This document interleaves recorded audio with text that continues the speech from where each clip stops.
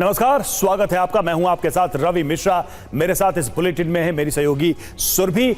तो बात करेंगे बाढ़ और बारिश की। दिल्ली से खबर है, दिल्ली एनसीआर में कई इलाकों में बारिश हुई है। जी हां, बारिश के बाद मौसम काफी सुहावना हो गया है। बारिश के बाद लोगों को गर्मी से राहत मिली है। तो तपती और झुलसाती गर्मी से दिल्ली को राहत मिली और दिल्ली में कई इलाकों में, दिल्ली एनसीआर के कई इलाकों में बारिश के बाद मौसम काफी बदला नजर आ रहा है। ये तस्वीरें दिल्ली की आप देख रहे हैं। लंबे समय से दिल्ली गर्मी से झुलस रही थी। दिल्ली एनसीआर के लोगों को कोई राहत नहीं मिल रही थी, लेकिन अब ये बारिश हुई है। कई इलाकों में झमाझम बारिश हुई है, जिसके बाद से मौसम में काफी बदलाव है, तापमान में गिरावट है।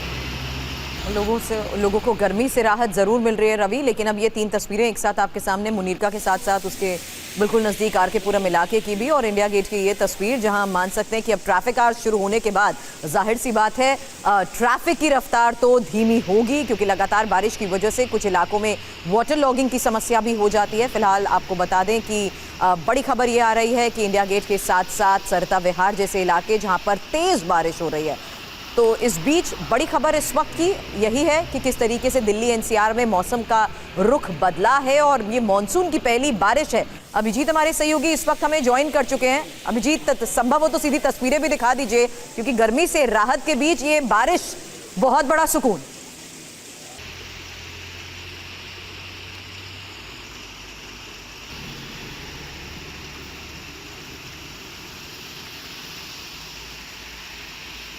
तो झमाझम बारिश से, भीषण गर्मी से मिल रही है राहत और बारिश की वजह से हालांकि कई इलाकों में ट्रैफिक धीमा है। ये खबर आ रही है, हालांकि इसकी तस्वीरें अभी सामने नहीं आई हैं। अभिजीत हमारे सहयोगी इस वक्त हमें ज्वाइन कर चुके हैं। अभिजीत, सीधी तस्वीर दिखा दीजिए, क्योंकि आज तो आपको भी राहत मिल रही होगी।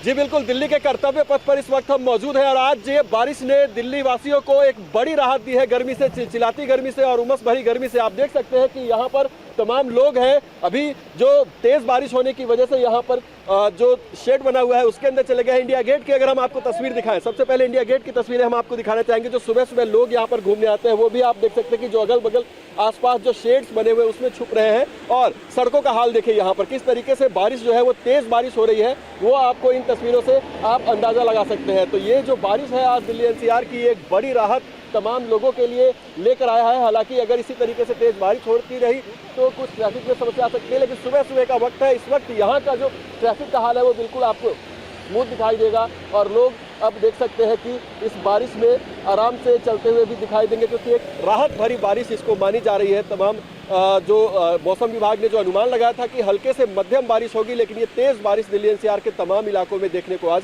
मिल रही है। जी बिल्कुल अभिजीत, हम तस्वीरों में भी देख सकते हैं, बड़ी राहत है ये लोगों के लिए, हम सभी के लिए। बहुत बहुत शुक्रिया आपका इन तस्वीरों के लिए। लेकिन देश के कई राज्यों में मानसून की बारिश से परेशानी की भी तस्वीरें सामने आ रही हैं। क्या राजस्थान, क्या गुजरात, क्या महाराष्ट्र, क्या पंजाब, हिमाचल, मध्य प्रदेश, कर्नाटक और क्या केरल। देश के 22 राज्यों और 5 केंद्र शासित प्रदेशों को चंद घंटे की बारिश में ही पानी पानी कर दिया। कई इलाके, कई शहर डूबे पड़े हैं, कई जलमग्न हो गए हैं। तस्वीरों में आप देख सकते हैं सबसे गंभीर हालात गुजरात के हैं। बनासकांठा, राजकोट, जामनगर, जूनागढ़ में सड़कों पर पानी भर गया है। राजस्थान में मानसून की एंट्री होते ही धौलपुर जलमग्न हो गया। ऐसी ही तस्वीरें दक्षिण भारत के राज्यों से भी सामने आ रही हैं। अब आपको एक ऐसा कहर दिखाएंगे जहां आपको बता दें दक्षिणी अमेरिकी देश बोलिविया में तख्ता पलट की तस्वीरें आपके सामने होंगी।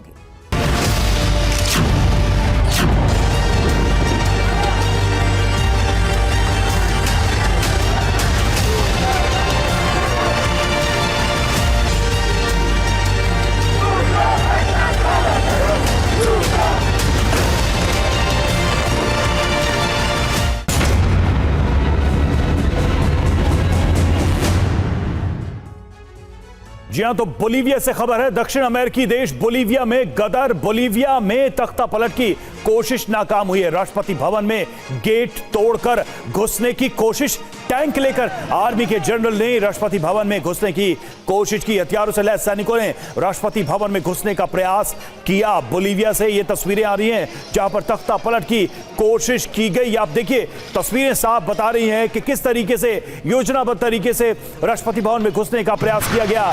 हाथ में हथियार लिए और बख्तरबंद गाड़ियां, टैंक लिए राष्ट्रपति भवन में घुसने की कोशिश, गेट तोड़ने का प्रयास किया गया। तख्ता पलट की एक बड़ी साजिश थी। यहां पर एक जनरल की अगुवाई में ये सभी सैनिक राष्ट्रपति भवन में घुसने का प्रयास करते नजर आ रहे हैं।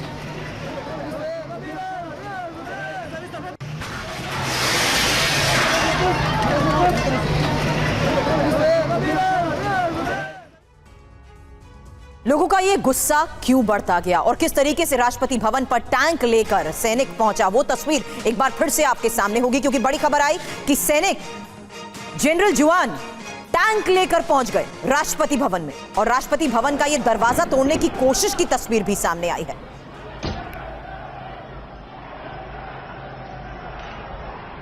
तख्ता पलट की साजिश और सड़क पर मचे गदर की यह हैरान करने वाली तस्वीर, जहां देखिए किस तरीके से टैंक लेकर दरवाजा तोड़ने की कोशिश हुई।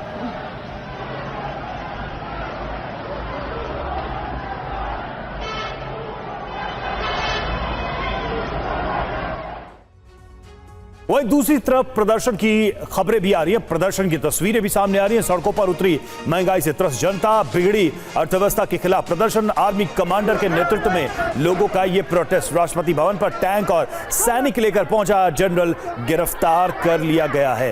बड़ी जानकारी सामने आ रही है।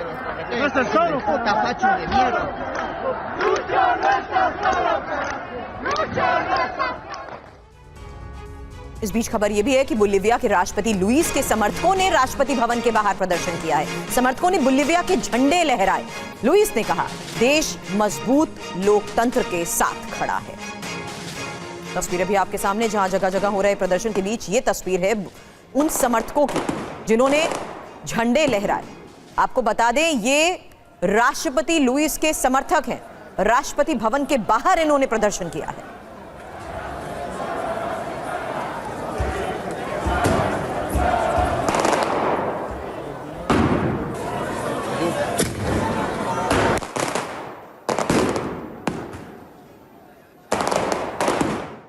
तो दक्षिण अमेरिकी देश बोलिविया में गदर मचा हुआ है। जनता सड़कों पर उतरी हुई है। राष्ट्रपति भवन पर आर्मी के जनरल ने हमला कर दिया, वो भी टैंक के साथ। बोलिविया में तख्ता पलट की कोशिश तो नाकाम हो गई, लेकिन चिंगारी अभी भी कायम है। ये चिंगारी कभी भी भड़क सकती है। तो बोलिविया में किस तरह से गदर, ये हम आपको बता रहे हैं। ये तस्वीरें अपने आप में बताने के लिए काफी है। तख्ता पलट की कोशिश की गई, राष्ट्रपति भवन पर हमला किया गया टैंकों के साथ। यहां जनरल पहुंचा अपने सैनिकों के साथ और सड़कों पर जनता का गुस्सा भी नजर आया।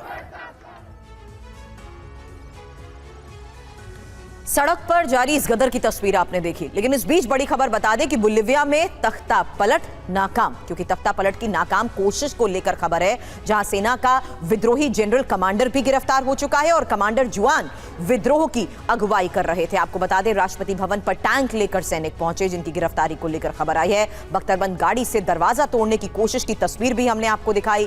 टैंक और सैनिकों के साथ दरवाजा तोड़ने की ये जो कोशिश थी, हालात को काबू में करने की भी कोशिश हुई। राष्ट्रपति लुइस आर्से ने लोगों से विरोध की अपील की और राष्ट्रपति के ऐलान के बाद ही सड़क पर उतरा ये हुजूम। सड़क पर उतरे लोगों के प्रदर्शन की ये तस्वीर सामने आई है। आपको बता दें, लोगों ने तख्ता पलट की साजिश नाकाम की। दक्षिण अमेरिकी देश बोलिविया से ये बड़ी खबर है। तो बोलिविया में तख्ता पलट की साजिश क्यों, समझिए इसको। अर्थव्यवस्था में भारी गिरावट आई और इससे लोगों में नाराजगी थी। अर्थव्यवस्था में गिरावट से लोग काफी गुस्से में थे। देश में लगातार विरोध प्रदर्शन हो रहे थे। हालांकि 2 दशक पहले सबसे मजबूत अर्थव्यवस्था रही है और सबसे तेजी से बढ़ने वाली अर्थव्यवस्था में से ये एक है। अब ज्यादा संकटग्रस्त अर्थव्यवस्थाओं में से एक है, लेकिन बोलिविया की आबादी ही 12 मिलियन से ज्यादा है। सॉरी रवि। बिल्कुल, देखिए बोलिविया में जिस तरह की स्थिति है, ऐसा एक बार को लगा कि यहां पर तख्ता पलट हो जाएगा, लेकिन यह साजिश अपने आप में नाकाम हो गई और इसके बाद से सिर्फ अमेरिकी प्रायद्वीप ही नहीं बल्कि कई देशों की चिंताएं बढ़ गई हैं। मनीष हमारे साथ जुड़े हुए हैं, बात करेंगे उनसे। मनीष, बोलिविया में जो आर्थिक संकट है, क्या सिर्फ वही एक मूल वजह है या फिर ये एक अपॉर्चुनिटी देखकर एक बड़े षड्यंत्र को रचा गया, अंजाम देने की कोशिश की गई? देखिए, सबसे खास बात तो यह है कि जो तख्ता पलट कर रहे थे जनरल जुआन जोसे जुनिंगा, उनका कहना यह है कि उन्होंने ये सब कुछ राष्ट्रपति के कहने पर कहा। किया है। और उनका कहना यह है कि एक बार उनको राष्ट्रपति ने ये कहा कि देखो बहुत हालात खराब हैं, मेरी भी लोकप्रियता घट रही है, कुछ ऐसा करो जिससे कि सब कुछ जो है सो हमारे फेवर में आ जाए। तो उस पर जनरल के हिसाब से जनरल साहब ने राष्ट्रपति से पूछा कि आप क्या चाहते हैं, कि क्या मैं बख्तरबंद गाड़ियां और टैंक लेकर तख्ता पलट करूं? तो उन्होंने कहा हाँ कुछ ऐसा ही करो। तो कुल मिलाकर यह है कि जनरल साहब का यह कहना है कि राष्ट्रपति के कहने पर ही उन्होंने ये सारा ड्रामा रचा था, लेकिन फिर राजनीति अपनी जगह थी। राष्ट्रपति जिस वहां पर तैयार थे और राष्ट्रपति के सुरक्षा कर्मियों ने, क्योंकि कैमरे पर तख्ता पलट की ये तस्वीरें पूरी दुनिया में अनोखी है, और जिस वक्त ये लोग राष्ट्रपति भवन के अंदर घुसते हैं वहां पर राष्ट्रपति के सुरक्षाकर्मी तैयार रहते हैं। और फिर जो तस्वीरें इस वक्त हम अपने दर्शकों को दिखा रहे हैं, ये वो तस्वीरें हैं जिसमें राष्ट्रपति भवन के भीतर हॉल में राष्ट्रपति जो है वो जनरल जुआन से लगातार बहस कर रहे हैं और ये कह रहे हैं कि देखो मैं तुम्हारा कमांडर इन चीफ हूं और मैं तुम्हें आदेश देता हूं कि अब तुम वापस चले जाओ, और मैं दूसरे को कमांडर नियुक्त करता हूं। और जैसे ही दूसरे किसी सेना के अफसर को जनरल नियुक्त किया जाता है, उसके बाद यानी कि इस कॉन्स्पिरेसी थ्योरी को भी अब आगे किया जा रहा है इस पूरी घटना के बाद, सामने आने के बाद से। शुक्रिया आपका मनीष। और खबर अब केन्या से। केन्या में राष्ट्रपति ने घुटने टेके, विवादित टैक्स कानून वापस लिया। 22 लोगों की मौत के बाद वापस लिया कानून। टैक्स कानून का विरोध कर रही थी जनता और इसके बाद आखिरकार इस कानून को वापस लेना पड़ा। केन्या में राष्ट्रपति ने सरेंडर किया है इस मामले में। इस विरोध के आगे विवादित टैक्स कानून को वापस लिया गया और देखिए कैसा विरोध चल रहा था। हिंसक प्रदर्शन हो गए थे, लोग प्रोटेस्ट कर रहे थे इस कानून के लागू होने के बाद से, और जिसके बाद सरकार के ऊपर दबाव बना और सरकार ने यू टर्न लिया, टैक्स कानून वापस लिया।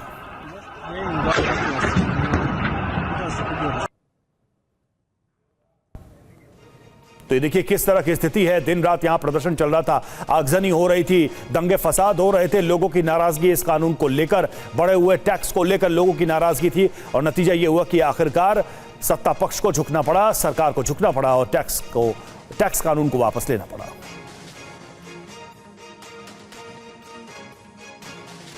आपको बता दें केन्या में कई दिनों से लोग टैक्स बिल के खिलाफ प्रदर्शन कर रहे हैं। 22 लोगों की मौत की भी खबर है, दर्जनों घायल हुए हैं। सवाल यही है कि आखिर क्यों सुलझ रहा था केन्या। आपको बता दें बिल के खिलाफ बगावत लगातार बढ़ती जा रही थी। लोगों का इतना गुस्सा कि लोग सड़क पर आकर प्रदर्शन कर रहे थे।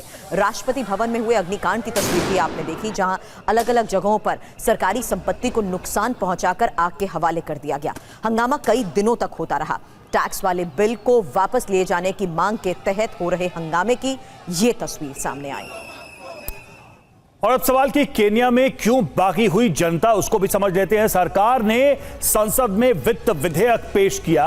अतिरिक्त करों के माध्यम से राजस्व बढ़ाने की योजना थी। हालांकि कर से $2.7 बिलियन सरकार जुटाना चाहती है। बजट घाटे और उधारी को कम करना इसका मकसद बताया गया। और टैक्स की खबर लोगों को लगी तो लोग उग्र हो गए। टैक्स में बढ़ोतरी के विरोध में केन्या की जनता सड़कों पर उतर आई। हालांकि जरूरत के लिए पहले से संघर्ष लोग कर रहे थे, क्योंकि आपको बता दें यहाँ पर ब्रेड पर 16% कर, वनस्पति तेल पर 25% शुल्क, रोटी समेत बुनियादी चीजें भी जिस तरीके से महंगे हो रही थी, ये एक बड़ी वजह थी कि लोग सड़क पर आकर उग्र होते नजर आए। बात करते हैं नीट पेपर लीक से जुड़ी हुई खबर की। नीट पेपर लीक मामले में सीबीआई का एक्शन तेज। सीबीआई ने हजारीबाग के ओएसिस स्कूल के प्रिंसिपल को हिरासत में लिया। 12 घंटे की पूछताछ के बाद हिरासत में लिया गया। सीबीआई ने ओएसिस स्कूल से दस्तावेज जब्त किया है। स्कूल के शिक्षकों और कर्मचारियों से भी पूछताछ।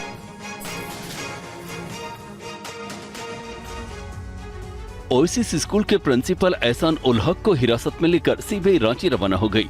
सीबीआई ने नीट एग्जाम के दौरान स्कूल में मौजूद रहे एक शिक्षक राहुल और एक महिला से भी पूछताछ की और उनसे लिखित रूप में जांच में मदद करने का भरोसा लेकर छोड़ दिया। इसके अलावा भी सीबीआई ने कई लोगों से पूछताछ की। हजारीबाग में सीबीआई जांच के दायरे में 3 स्पॉट हैं। पहला, ओएसिस पब्लिक स्कूल। पटना में जो जला हुआ क्वेश्चन पेपर मिला, उसमें मौजूद बुकलेट नंबर इसी स्कूल को अलॉट हुआ था। दूसरा, स्टेट बैंक, जहां नीट परीक्षा के पेपर रखे गए थे। तीसरा, ब्लू डॉट कुरियर कंपनी, जिसने रांची से आए पेपर को बैंक तक ई-रिक्शा से पहुंचाया था।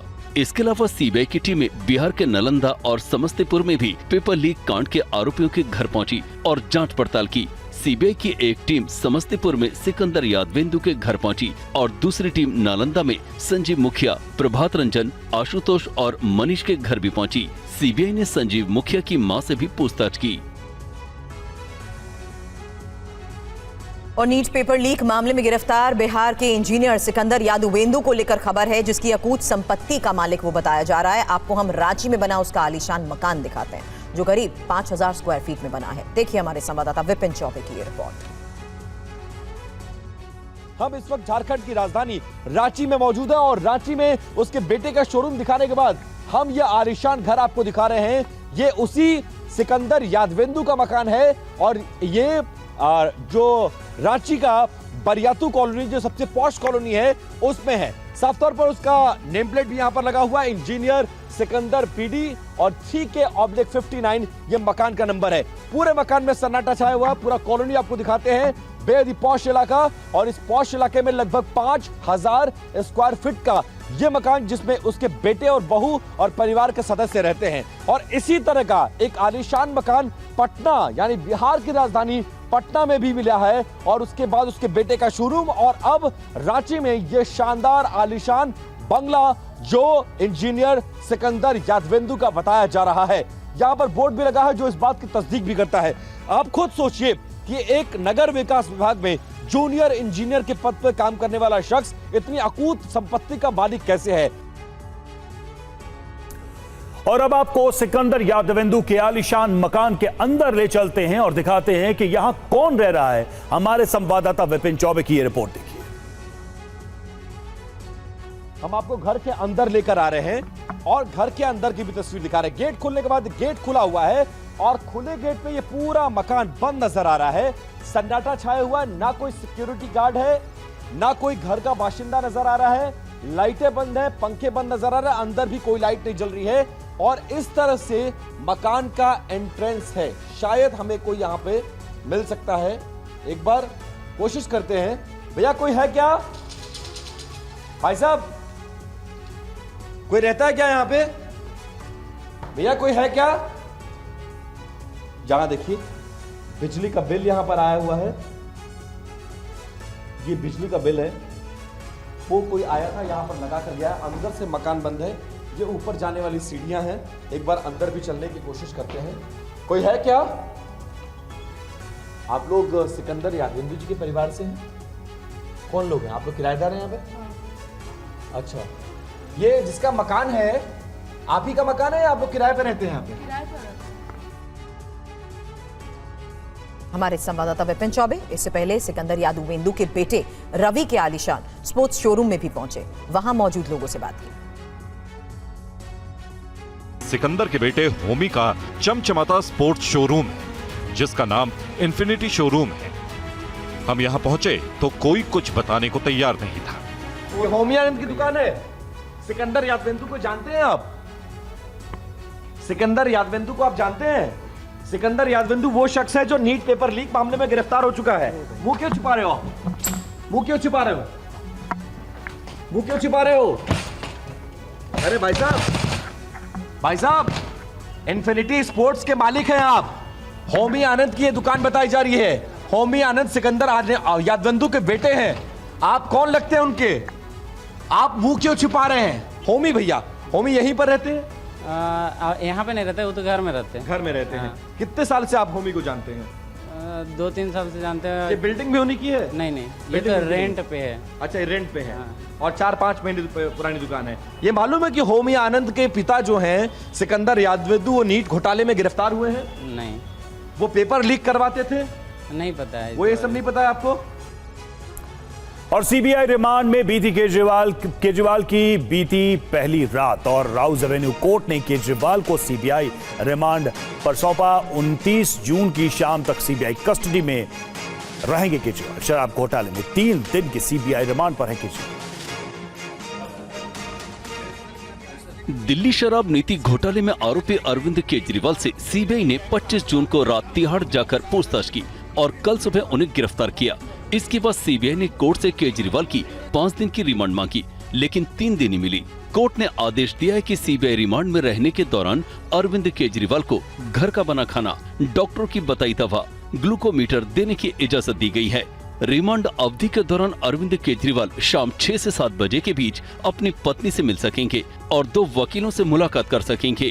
केजरीवाल से आज सुबह इस केस से जुड़ी 3 सदस्यीय अधिकारियों की टीम पूछताछ करेगी। इस दौरान केजरीवाल से मुख्य तौर पर 100 करोड़ रुपए की रिश्वत और मनी ट्रेल को लेकर सवाल पूछे जाएंगे। इस दौरान सीबीआई अन्य आरोपों के बयान, बरामद मनी ट्रेल और रिश्वत में आए नोटों की फोटो भी केजरीवाल के सामने रख सकती है। सवाल नई शराब नीति को बनाने और उसे लागू करने में उनके रोल को लेकर भी होंगे। सीबीआई के ऐसे तमाम सवाल हो सकते हैं जिनसे आज केजरीवाल का सामना होगा। बड़ी खबर, आज संसद के संयुक्त सत्र को संबोधित करेंगी राष्ट्रपति।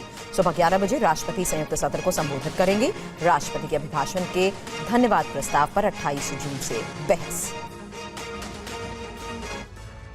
सुबह 11 बजे राष्ट्रपति द्रौपदी मुर्मू का संबोधन होगा। सभी सांसदों को सुबह 10 बजे तक संसद पहुंचने और 10:55 तक अपनी सीट पर बैठने को कहा गया है। राष्ट्रपति का काफिला 10:35 पर राष्ट्रपति भवन से निकलेगा और 10:55 पर संसद भवन पहुंचेगा, जहां उनकी अगवानी उपराष्ट्रपति, पीएम, स्पीकर और संसदीय कार्य मंत्री करेंगे और उनको सेंगोल के साथ लोकसभा चैम्बर तक लाएंगे। सुबह 11 बजे राष्ट्रपति मुर्मू का अभिभाषण शुरू होगा, जिसमें वो सरकार की प्राथमिकताएं सदन के सामने रखेंगी। अभिभाषण के समापन के आधे घंटे बाद दोनों सदनों की अलग अलग बैठक होगी, जहां राष्ट्रपति के अभिभाषण की प्रति सदन में पटल पर रखी जाएगी। राष्ट्रपति के अभिभाषण के जरिए सरकार अपनी नीतियों और कार्यक्रमों का रोड मैप देश के सामने रखती है।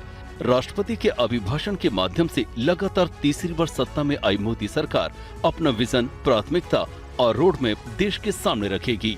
राष्ट्रपति मुर्मू के अभिभाषण के बाद सत्ता पक्ष संसद के दोनों सदनों में धन्यवाद प्रस्ताव पेश करेगा, जिस पर सदस्य चर्चा करेंगे। और बीजेपी नेता लालकृष्ण आडवाणी दिल्ली एम्स में भर्ती। आडवाणी एम्स के जीरियाट्रिक डिपार्टमेंट में भर्ती हैं और डॉक्टरों की निगरानी में लालकृष्ण आडवाणी। वरिष्ठ बीजेपी नेता और देश के पूर्व उप प्रधानमंत्री लालकृष्ण आडवाणी को दिल्ली के एम्स अस्पताल में भर्ती कराया गया है। बीती रात लालकृष्ण आडवाणी की तबीयत बिगड़ गई, जिसके बाद उन्हें एम्स लाया गया।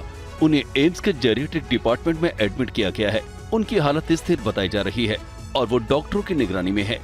96 साल के Advani old age related problem का सामना कर रहे हैं। आमतौर पर उनका घर पर ही डॉक्टर चेकअप करते हैं, लेकिन बीती रात उन्हें कुछ दिक्कत हुई, जिसके बाद उन्हें दिल्ली एम्स लेकर आया गया। एम्स के यूरोलॉजी विभाग में वो डॉक्टरों की निगरानी में हैं। उनकी नियमित जांच हो रही है।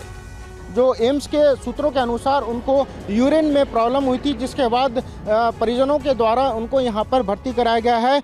एम्स में लगभग 10:28 पर उनको लाया गया था। लालकृष्ण आडवाणी जी को स्ट्रेचर से एम्स में लाया गया था और ओल्ड एज प्राइवेट की वार्ड के दूसरी मंजिल पर उनको भर्ती कराया गया है। उनको यूरोलॉजी विभाग के डॉक्टर की देखरेख में रखा गया है। और दिल्ली में हरियाणा कांग्रेस के नेताओं के साथ पार्टी के बड़े नेताओं की बैठक हुई है और बैठक में किन मुद्दों पर हुई चर्चा, रिपोर्ट में डिटेल। हरियाणा के दिग्गज कांग्रेस नेताओं का दिल्ली में जमावड़ा दिखा। कांग्रेस की बड़ी बैठक में भूपेंद्र सिंह हुड्डा, कुमारी शैलजा समेत हरियाणा के तमाम बड़े नेता मौजूद थे। बैठक के दौरान मल्लिकार्जुन खड़गे और राहुल गांधी ने हरियाणा कांग्रेस को लोकसभा चुनाव में जीत की बधाई दी। राहुल गांधी ने रोहतक से सांसद दीपेंद्र हुड्डा को सबसे बड़ी जीत के लिए बधाई दी। बैठक में लोकसभा चुनाव के प्रदर्शन को लेकर फीडबैक लिया गया और आने वाली विधानसभा चुनाव के लिए रणनीति तैयार की गई। आने वाले विधानसभा चुनाव के बारे में चर्चा परिचर्चा हुई और सभी नेताओं ने अपनी अपनी बात की। सर, कैंपेनिंग कब से शुरू होगी सर? इस पे चर्चा करेंगे। कोई जल्द बड़ा राहुल जी का प्रोग्राम रहने वाला है हरियाणा में? जी ठीक है। राहुल गांधी ने हरियाणा कांग्रेस की गुटबाजी पर सख्त रुख दिखाते हुए सभी नेताओं को सख्त निर्देश दिया। उन्होंने पार्टी नेताओं को हिदायत देते हुए कहा कि कोई भी पार्टी के विरुद्ध मीडिया में आकर बयानबाजी नहीं करेगा। दरअसल राहुल गांधी का ये संदेश खास तौर पर कुमारी शैलजा के लिए था, जो पिछले कुछ दिनों से कई मंचों पर बयानबाजी कर चुकी हैं।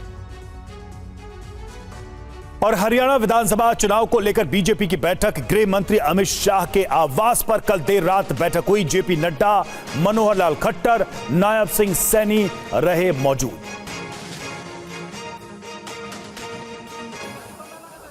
लोकसभा चुनाव के बाद बीजेपी अब विधानसभा चुनाव की तैयारी में जुट गई है। इस साल के अंत में हरियाणा विधानसभा के भी चुनाव होने हैं, जिसको लेकर कल नई दिल्ली में केंद्रीय गृह मंत्री अमित शाह के आवास पर बड़ी बैठक हुई। इसमें पार्टी अध्यक्ष जेपी नड्डा, हरियाणा के पूर्व मुख्यमंत्री और केंद्रीय मंत्री मनोहर लाल खट्टर, हरियाणा के मुख्यमंत्री नायब सिंह सैनी, हरियाणा में पार्टी के चुनाव प्रभारी धर्मेंद्र प्रधान समेत कई बड़े नेता मौजूद रहे। हरियाणा में बीजेपी को लोकसभा चुनाव में पहले के मुकाबले आधी सीटें ही मिली हैं और पार्टी का वोट प्रतिशत भी काफी गिरा है, जबकि लोकसभा चुनाव में कांग्रेस के वोटों में बम्पर उछाल आया है। इसे देखते हुए पार्टी ने हरियाणा में तैयारियां तेज कर दी हैं। 29 जून को हरियाणा बीजेपी की प्रदेश कार्यकारिणी की बैठक होने जा रही है, जिसकी अध्यक्षता गृह मंत्री अमित शाह करने वाले हैं। विधानसभा चुनाव से ठीक पहले होने वाली विस्तृत कार्यकारिणी की ये बैठक काफी महत्वपूर्ण मानी जा रही है। इसमें 2500 से ज्यादा बीजेपी के नेता और पदाधिकारी मौजूद रहेंगे और आगामी विधानसभा चुनाव की तैयारियों पर मंथन करेंगे। और लोकसभा में नेता विपक्ष बनने के बाद राहुल गांधी ने वीडियो संदेश जारी किया है। क्या कहा, देखिए।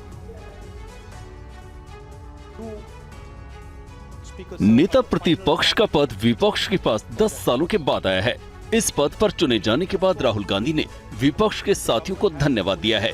उन्होंने एक वीडियो जारी कर कहा है, देश की जनता को, कांग्रेस पार्टी के कार्यकर्ताओं को, इंडिया गठबंधन के सब नेताओं को मैं दिल से धन्यवाद करता हूँ। मुझे किसी ने पूछा मेरे लिए एलओपी का क्या मतलब है। एलओपी आपकी आवाज है, आपका औजार है। जो भी आपके दिल में भावना है, आपकी समस्याएं हैं, एलओपी के माध्यम से मैं लोकसभा में आपके लिए उठाऊंगा। हिंदुस्तान के गरीब लोग, दलित, आदिवासी, पिछड़े, अल्पसंख्यक, किसान, मजदूर, मैं आपका हूँ। संविधान से आपकी रक्षा होती है। जहां भी सरकार ने कॉन्स्टिट्यूशन पर आक्रमण किया, कॉन्स्टिट्यूशन को सप्रेस करने की कोशिश की, वहां पूरे दम से संविधान की हम पूरी तरीके से रक्षा करेंगे। मैं आपका हूं, आपकी आवाज मैं संसद में उठाऊं।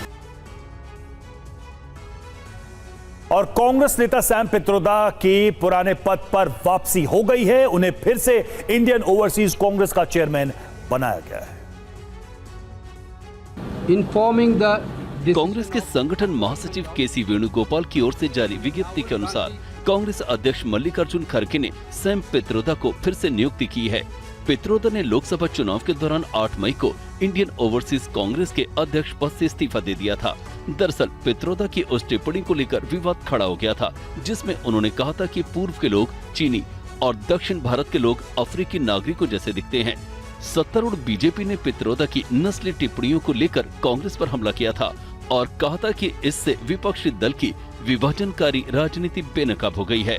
सैम पित्रोदा को अपने पद पर वापसी पर कांग्रेस महासचिव जयराम रमेश ने कहा कि खड़गे ने पित्रोदा को इस आश्वासन पर दोबारा नियुक्त किया है कि वो भविष्य में इस तरह के विवाद पैदा होने की गुंजाइश नहीं छोड़ेंगे। वहीं बीजेपी नेता अमित मालवीय ने सोशल मीडिया पर लिखा, मध्यम वर्ग को परेशान करने वाला वापस आ गया है। कांग्रेस ने भारत को धोखा दिया। चुनाव के तुरंत बाद सैम पित्रोदा को वापस लाया। हुआ तो हुआ। और शिरोमणि अकाली दल में बगावत शुरू हो गई है। सुखबीर बादल को अध्यक्ष पद से हटाने को लेकर पार्टी 2 हिस्सों में बंट गई। लोकसभा चुनाव में करारी हार के बाद शिरोमणि अकाली दल में संकट खड़ा हो गया है। पार्टी के सीनियर नेताओं ने सुखबीर बादल के खिलाफ मोर्चा खोल दिया है।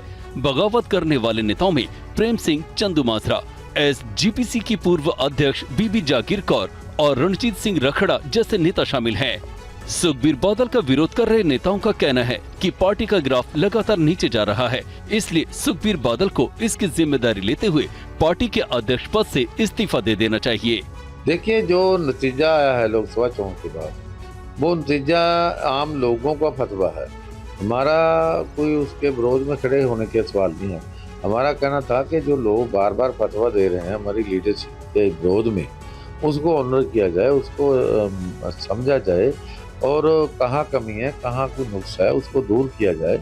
हम उसके लिए उनको अपनी सजेशन दे रहे थे, उन्होंने बुरा मनाया और वो एक ग्रुप की, एक कुछ सिलेक्टेड लोगों की मीटिंग करनी शुरू कर दी। जम्मू कश्मीर में सुरक्षा बलों को बड़ी कामयाबी। डोडा में एनकाउंटर में 3 आतंकी ढेर, आतंकियों के पास से कई हथियार बरामद। तो डोडा में ये बड़ा एक्शन और ये भी जानकारी मिल रही है कि इन तीनों आतंकियों को जिन्हें ढेर किया गया, उनके पास से बड़ी मात्रा में हथियार बरामद हुआ है। अमरनाथ यात्रा से 3 दिन पहले सुरक्षा बलों को बड़ी कामयाबी मिली है। 6 घंटे से अधिक समय तक चली मुठभेड़ में सुरक्षा बलों ने 3 आतंकियों को मार गिराया। दहशतगर्दों के पास से 2 अमेरिकी M4 कार्बाइन और एक AK सीरीज असॉल्ट राइफल समेत भारी मात्रा में हथियार और गोला बारूद बरामद हुआ है। डोडा में हुए दोहरे आतंकी हमलों के बाद पुलिस, सेना और केंद्रीय रिजर्व पुलिस बल की टीमें संयुक्त रूप से इलाके में तलाशी अभियान चला रही थी। एक सटीक सूचना के बाद सुरक्षा बलों ने एक ठिकाने को घेर लिया। सुरक्षा बलों को देखकर आतंकियों ने भारी गोलीबारी शुरू कर दी। सुरक्षा बलों की जवाबी गोलीबारी में 3 आतंकी मारे गए। जो ये एनकाउंटर हुआ है इसमें 3 आतंकवादी मारे गए हैं और इनसे असला और एमिनिशन वगैरह रिकवर हुआ है और अभी इस इलाके में सर्च ऑपरेशन चल रहा है। 3 आतंकवादियों की होने की सूचना थी इलाके में, तो सूचना मिलने पर हमने इस इलाके में सर्च अभियान चलाया। तो सिक्योरिटी फोर्सेस और जगह पुलिस ने सर्च अभियान चलाया और सर्च अभियान के दौरान 3 आतंकवादी मारे गए। और भारत के पारा बैडमिंटन खिलाड़ी सुहास एलवाई ने बड़ी उपलब्धि हासिल की है। वो दुनिया के नंबर 1 खिलाड़ी बन गए हैं। उत्तर प्रदेश के खेल सचिव और पैरा बैडमिंटन खिलाड़ी सुहास एलवाई ने पुरुष एकल वर्ग में पहला स्थान हासिल किया है। अब वो दुनिया के नंबर 1 पैरा शटलर बन गए हैं। सुहास एलवाई ने फ्रांस के लुकास मचूर को पीछे छोड़कर ये कामयाबी हासिल की है। ये पहला मौका है जब विश्व रैंकिंग में भारत को पहला स्थान प्राप्त हुआ है। यूपी कैडर के IAS सुहास एलवाई ने इसी साल फरवरी में भी देश का नाम रोशन किया था। उन्होंने इंडोनेशिया के फ्रेडी सैतियावान को हराकर विश्व चैंपियनशिप खिताब अपने नाम किया था। उन्होंने पैरा बैडमिंटन की कई बड़ी उपलब्धि अपने नाम की है। सुहास भारत के लिए 2 बार गोल्ड मेडल भी जीत चुके हैं। बैडमिंटन वर्ल्ड फेडरेशन की पैरा बैडमिंटन की जब मेन सिंगल्स की रैंकिंग आई है उसमें प्रथम स्थान मुझे प्राप्त हुआ है और ये मुझे और एक बहुत खुशी और गर्व की अनुभूति होती है जब इंडिया और इंडियन एथलीट का नाम किसी भी स्पोर्टिंग इवेंट में नंबर 1 पर पहुंचती है तो उसकी खुशी ही अलग है। और T20 वर्ल्ड कप के फाइनल में दक्षिण अफ्रीका अफगानिस्तान को 9 विकेट से हराया। अफगानिस्तान ने 57 रन का टारगेट दिया था।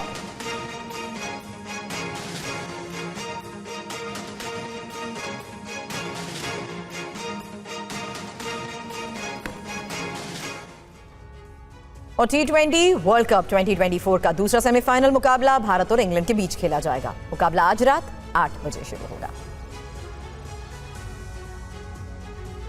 भारत और इंग्लैंड का ये हाई प्रोफाइल मैच गयाना के प्रोविडेंस क्रिकेट स्टेडियम में खेला जाना है।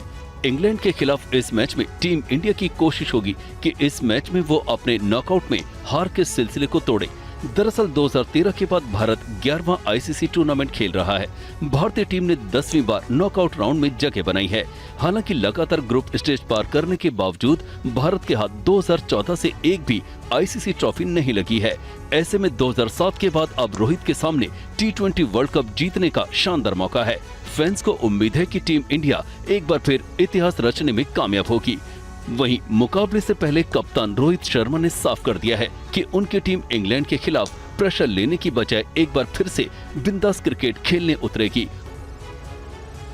और पाकिस्तान क्रिकेट टीम के पूर्व कप्तान इंजमामुल हक ने भारत पर बॉल टेम्परिंग का आरोप लगाकर नई बहस शुरू कर दी है। हालांकि कप्तान रोहित शर्मा ने इसका करारा जवाब दिया है।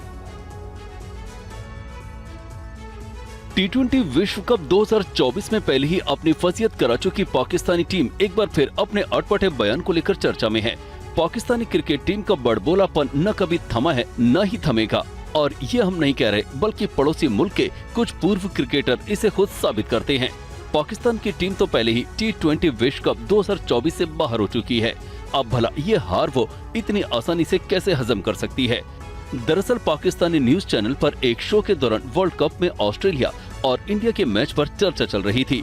इस शो में इंजमाम ने कहा कि टीम इंडिया ने गेंद पर कुछ खास मेहनत की थी, जिसके चलते अर्शदीप नई गेंद से रिवर्स स्विंग कराने लगे। इंजमाम के इस बयान के बाद कप्तान रोहित शर्मा ने उन्हें दिमाग खोलने की सलाह दी है। और बिहार में 24 घंटे में आकाशीय बिजली गिरने से 8 लोगों की मौत को लेकर खबर है। बिहार सरकार ने मदद का ऐलान किया है। मृतकों के परिजनों को 4-4 लाख रुपए मदद का ऐलान।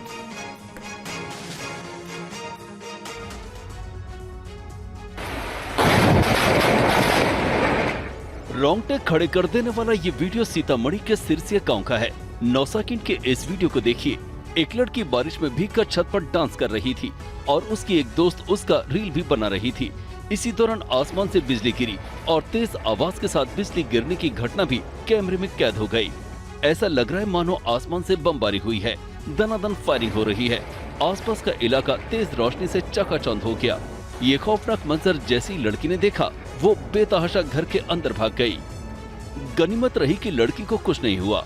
सोशल मीडिया पर रील बनाती लड़की के पीछे आकाशीय बिजली गिरने का ये वीडियो तेजी से वायरल हो रहा है। ये बिहार में आकाशीय बिजली गिरने की एक घटना है। 24 घंटे में बिहार में कई जगह आकाशीय बिजली गिरी है, जिसमें 8 लोगों की मौत हो गई है। बिहार सरकार ने पीड़ित परिजनों को 4-4 लाख रुपए मदद का ऐलान किया है। और नेपाल में मॉनसून ने कोहराम मचाया है। 24 घंटे में नेपाल के विभिन्न इलाकों में चट्टान ढहने, बाढ़ और बिजली गिरने से कम 14 लोगों की मौत हुई। नेपाल के राष्ट्रीय आपदा जोखिम न्यूनीकरण और प्रबंधन प्राधिकरण के अनुसार भूस्खलन में 8 लोगों की मौत हुई है, जबकि बिजली गिरने से 5 और बाढ़ के कारण 1 व्यक्ति की मौत हुई है। प्राधिकरण के मुताबिक 26 जून को भूस्खलन, बाढ़ और बिजली गिरने की कुल 44 घटनाएं दर्ज की गई। इसमें 14 लोगों की मौत हो गई। भूस्खलन की वारदात के बाद 2 लोग लापता हैं, वहीं 10 लोग घायल हुए हैं। बारिश के कारण हुए भूस्खलन ने सबसे ज्यादा तबाही मचाई है। कई मकान ढह गए हैं, सड़कें टूट गई, जिससे आवागमन बाधित हुआ है। पहाड़ी नदियों में उफान आया है, जो अपने मार्ग में आने वाले पेड़ पौधों को भी वहां ले जाने पर आमादा है। बारिश के कारण पहाड़ी इलाकों में जबरदस्त भूस्खलन देखने को मिल रहा है, जिससे बड़ी संख्या में लोग अपना घर-बार छोड़कर सुरक्षित ठिकानों की ओर भाग रहे हैं। गृह मंत्रालय के रिकॉर्ड के अनुसार नेपाल में मानसून के सक्रिय होने के बाद के शुरुआती 17 दिनों में कुल 28 लोगों की जान जा चुकी है। मानसून के कारण 33 जिले प्रभावित हुए हैं। नेपाल में मानसून 3 महीने तक सक्रिय रहता है।